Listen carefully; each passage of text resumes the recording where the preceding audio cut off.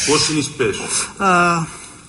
На Дони Момчил една песен. Или Малкия принц, или другата. Забравих и как. Само две песни, разбира се. Те са много и ми забравих текст. Заглавието. Как се казваше песента? Момчил я изпълнява. Песента на Момчил, предполагам. Но дай Малкия принц е добре.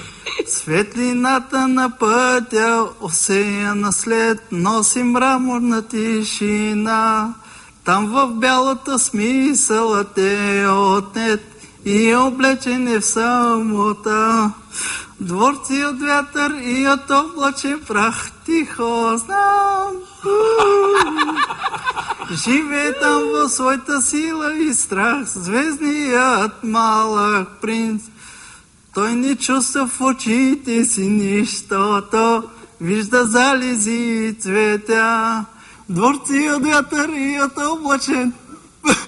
облачен прах, тихо знам.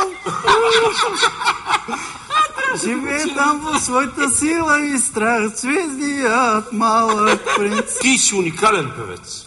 Как се смееше през цялото време и изпя? Ти пееш по начин, който много малко хора са виждал да могат да пеят. Всъщност ти пееш изумително. Всъщност ти не точно пееш, ти правиш нещо друго. То не е точно пеене, но в крайна сметка е доста въздействащо. Ти по-нагоре в този конкурс няма да минеш. Айде, чао. Бутай. Другата врата. Бутай дясната. Така.